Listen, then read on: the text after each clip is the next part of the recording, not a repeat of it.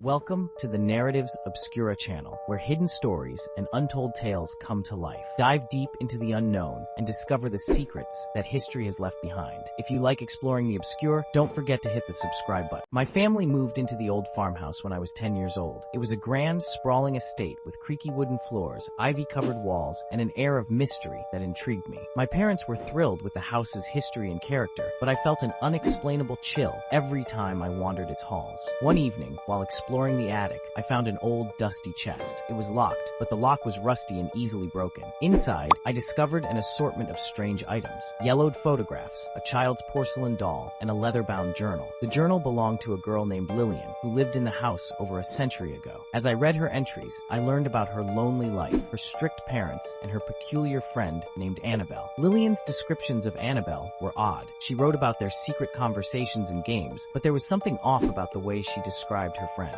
Annabelle was never seen by anyone else, and Lillian often mentioned her uncanny ability to appear whenever she was needed. One night, I was jolted awake by the sound of soft humming. I sat up in bed, straining to hear. The melody was faint, almost like a lullaby, drifting up from the floor below. I tiptoed out of my room and down the stairs, the cold, wooden boards creaking under my feet. The humming led me to the living room, where the air felt heavy and thick. In the dim light, I saw her. A small, shadowy figure stood by the window, bathed in the pale glow of the moon. She was humming softly, her long hair cascading over her shoulders. My heart pounded in my chest as I took a step closer. The figure turned slowly, revealing a face that was both childlike and eerily blank, like an old, cracked doll. "Annabelle?" I whispered, my voice trembling. The figure tilted her head, as if considering me. "You found Lillian's journal," she said in a voice that was cold and distant. I nodded, unable to speak. Annabelle's eyes were dark, empty voids that seemed to draw me in, making it hard to look away. "She needed me," Annabelle continued. "And now, so do you." I took a step back, my instincts screaming at me to run. But Annabelle moved closer, her presence overwhelming. "No one believes in me anymore," she said, her voice now a whisper. "But you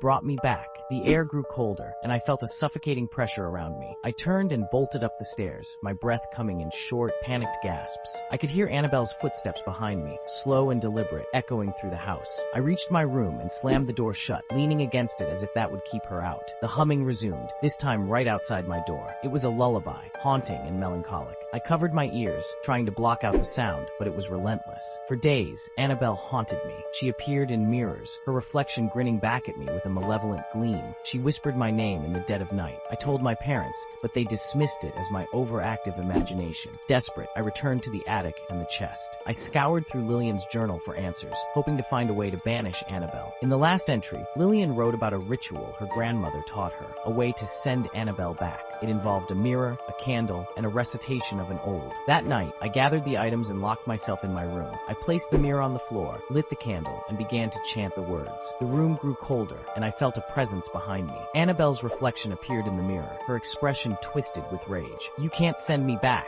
she hissed. "I belong here." I continued chanting, my voice shaking but determined. The mirror began to crack, the glass splintering with each word. Annabelle's form flickered, her screams filling the room. With a final, ear-piercing shriek, she vanished. But I never forgot those dark, empty eyes. Thank you for watching the video. If you enjoyed this journey into the unknown, be sure to subscribe and activate the notification bell to stay up to date with our latest mysteries. If you found this video intriguing, please like it and share it with other explorers. See you on your next adventure.